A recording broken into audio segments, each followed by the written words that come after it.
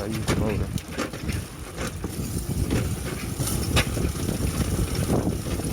You don't have to pedal.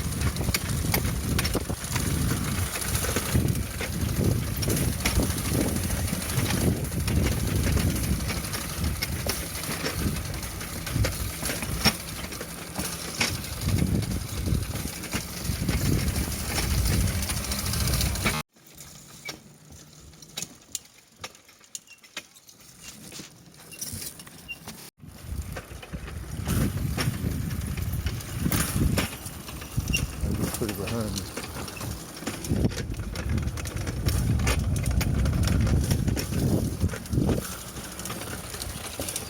right, take a break.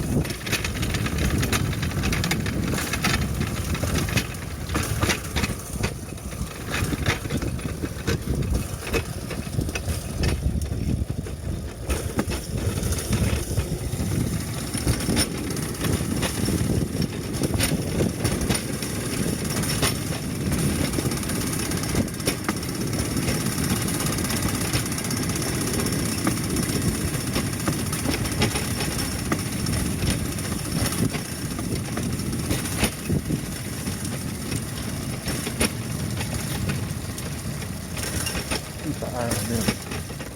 I'm gonna take for the break. Oh, you can use it for two. No, here, just squeeze a little bit. Good, yeah. Take it. If I'm not paying attention. If I'm not paying attention.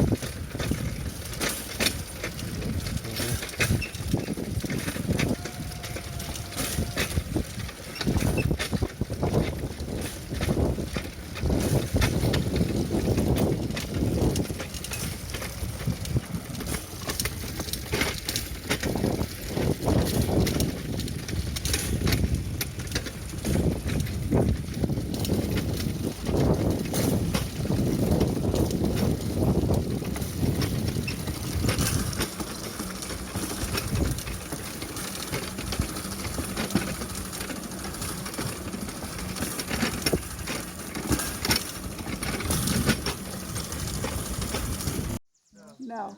Oh, neither do we. Let's go. I'm just kidding. The trees, people, the redwood trees. So we like to take this opportunity to tell our guests a few cool facts about redwood trees that you may not have known before, since that's where we're headed. I do hope you guys retain this information. There is an exam when we get back. We'll see how you do. The trees that we see today, folks, these are California coastal redwoods. Now, this particular tree is known to be the tallest living thing on Earth. And some people say they can grow up to 15 stories tall. Others say 16, but that's a whole other story. Now the now the bark now the bark on the outside of these trees is naturally fire resistant. However, the interior is extremely flammable. The bark on a fully grown California coastal redwood can grow anywhere from 12 inches to a whopping 1 foot thick. But I worked hard on that one, man. Come on, people. But like I said, the interior of these trees is extremely flammable. What early settlers discovered is if you carve what looks like a doorway on the outside of the bark and you set fire to the stump, it's going to burn the interior and just char the outside. Now, there's actually a name for this. Does anybody know what that is? It's called arson. Don't do it, people. Okay? No, these are actually called goose pens. So they're called goose pens because early settlers would actually use them for that purpose. They would store small livestock like chickens, ducks, geese, pigs, children inside these stumps. You fence off the front and create a little pen for them to live. I'm kidding, guys. Don't. So these goose pens can actually be huge depending on the size of the tree, right? It wasn't totally uncommon for small families to dwell inside them or store large animals like horses. I haven't seen one quite that big, but I know that they do exist. So my understanding is that all of the super huge old growth redwoods of this area were logged out around 100 years ago, and what we're seeing is the forest growing back. So by the way, guys, the redwood trees we see today, these are about 100 years old. These are considered infants in the redwood tree family. Now, an adult redwood is around 1,000 years old, and an elder redwood is around 2,000 years old. So these guys have a whole lot of growing left to do. Um, Now, when you chop down a redwood tree, the root system senses this, and it will immediately sprout up new trees to take its place. So wherever you see a stump out here, you're going to see trees growing all around it. Now, something else that's really neat about tall trees of the world, they've got what's called a taproot, and it's a really thick root that grows straight down, almost as far as that tree grows up. And that's how they anchor themselves into the earth. Does anybody want to guess how deep a taproot is on one of these guys? Like 1,000 feet. About 8 feet. So these guys, believe it or not, they do have a taproot, but it's very shallow. They've got more of a carpet-like root system, spreads really wide, interlocks with trees around them, and that's how these guys anchor themselves into the earth. Now, the other two members of the redwood tree family, the giant sequoia, right? Everybody's heard of that one.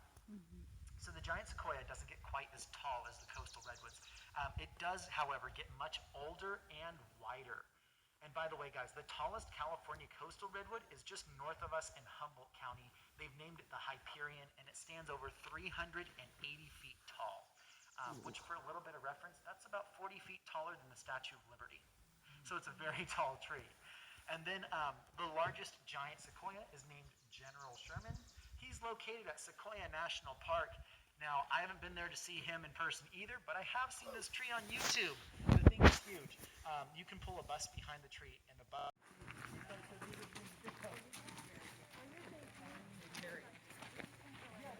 Gary, do you want to... Yeah. Do you guys want to go hike a little bit and drive back? Great.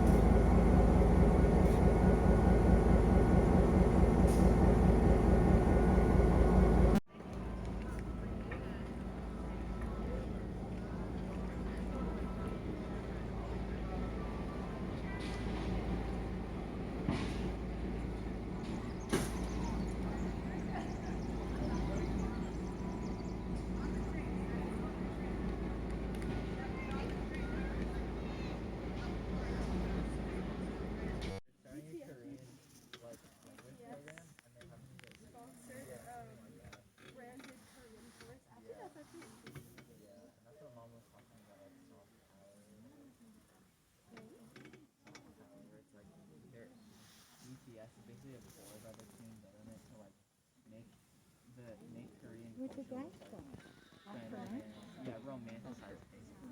For the rest of the world, it's kind of like, A pavilion. exactly. That's why I'm not like going. That's why I didn't. Really No, did I tell you I met some girl at a Stanford, at like a Stanford?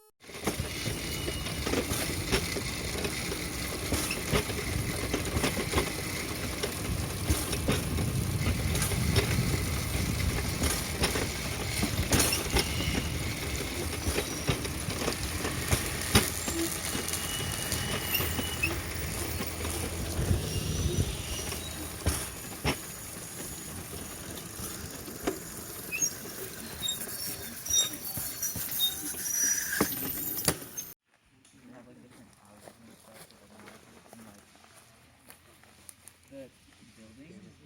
You know that like they're like distinctively white, right? Like they're out of white marble. All of them are built out of white marble and have like gray roofs.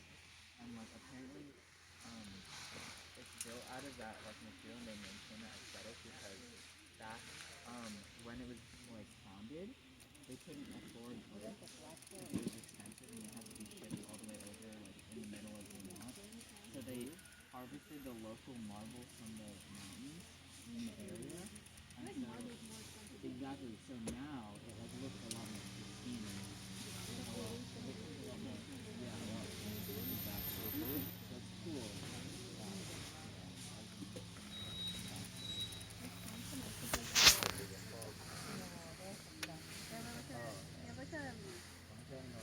Yeah, they do. It's called the Nordic, it's like Norwegian, Swedish, and German. Oh, Danish, yeah. I don't know why German, 'cause it's like not really part of the, not from the,